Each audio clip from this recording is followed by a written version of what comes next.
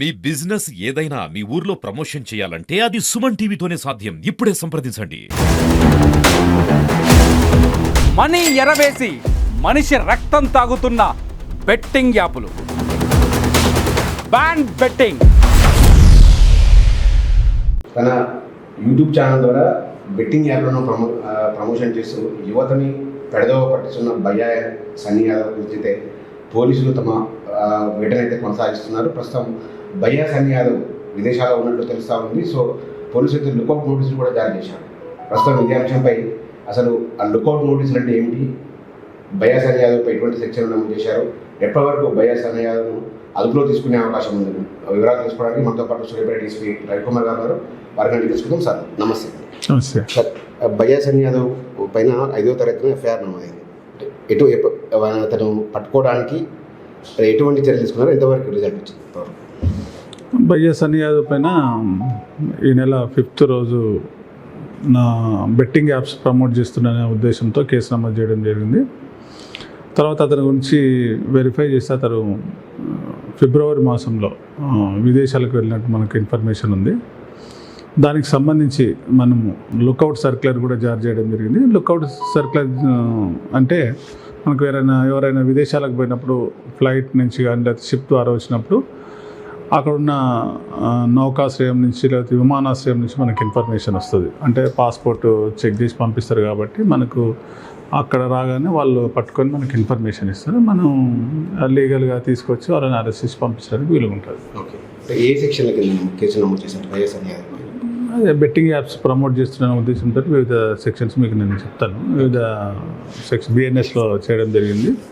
ముఖ్యంగా betting apps promote చేస్తున్న దాని మీదనే మేము కాన్సన్ట్రేట్ చేయడం జరిగింది. సార్, ప్రమోట్ చేసే వారిపైన అసలు బెట్టింగ్ యాప్ నిర్వాహకులు ఎవరైనా వాళ్ళపైన ఏమైనా దృష్టి సారిస్తున్నారా? వాళ్ళు ఎవరు, ఎక్కడి నుంచి వాళ్ళు ఆపరేట్ చేసే వాళ్ళ కార్యకలాపాలనే విషయాలు ఏమైనా వెలుగు చూస్తున్నాయి సార్ ఎంక్వైరీలు? అది ఇప్పుడు ఏదైతే ఆయన ప్రమోట్ చేసిండో అతను వచ్చాకనే తెలుస్తుంది దాని యాజమాన్యం ఎవరు, అతని వెనుక ఎవరు ఉన్నారనేది తెలుసుకోవడానికి వీలుంటుంది. ఏదేమైనప్పటికీ ఈ బెట్టింగ్ యాప్స్ని ప్రమోట్ చేయడం అనేది నేరం. దాని ద్వారా అనేక మంది యూత్ చెడిపోతున్నారు, చాలామంది ఆత్మహత్యలు చేసుకుంటున్నారు. ఇది ఏమాత్రం కూడా మన సొసైటీకి మంచిది కాదు. సార్, ప్రస్తుతము ఇండియాలో మొత్తం కూడా ఐపీఎల్ సీజన్ నడుస్తూ ఉంది.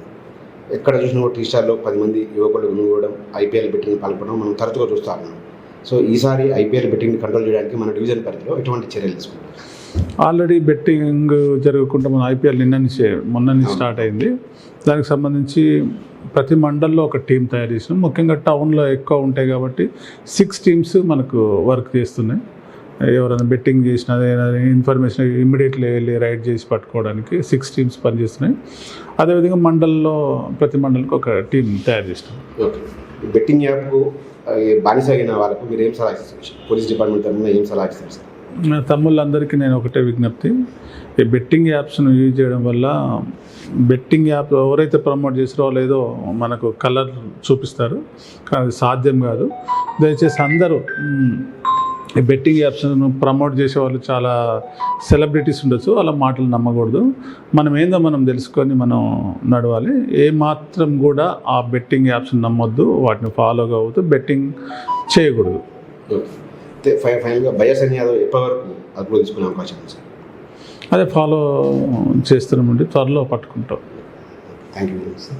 Thank you. భయ్యా సన్నీ యాదవ్ ఇప్పటికే లుకౌట్ నోటీసులు జారీ చేసాము. ఈ లుకౌట్ నోటీసుల ద్వారా ఎప్పుడు కానీ ఇది నౌకాయానం ఏదో పోర్టు ద్వారా కానీ ఎయిర్పోర్ట్ ద్వారా కానీ ఎప్పుడు భయ్యా సన్నీ యాదవ్ ఇండియాకి వచ్చి కూడా మనకు వెంటనే ఇన్ఫర్మేషన్ ఉంది, వెంటనే అదుపులో తీసుకోవడామని డిఎస్పీ గారు చెప్తా ఉన్నారు. మొత్తంగా తీసుకుంటే అతి త్వరలోనే భయ్యా సన్నీ యాదవ్ అయితే పట్టుకొచ్చి పూర్తిగా బెట్టింగ్ యాప్లపై విచారణ చేస్తాం. అదేవిధంగా బెట్టింగ్ యాప్ల నిర్వాహకుల గుట్టు కూడా విప్తామని కూడా డిఎస్పీ గారు అయితే చెప్తా ఉన్నారు.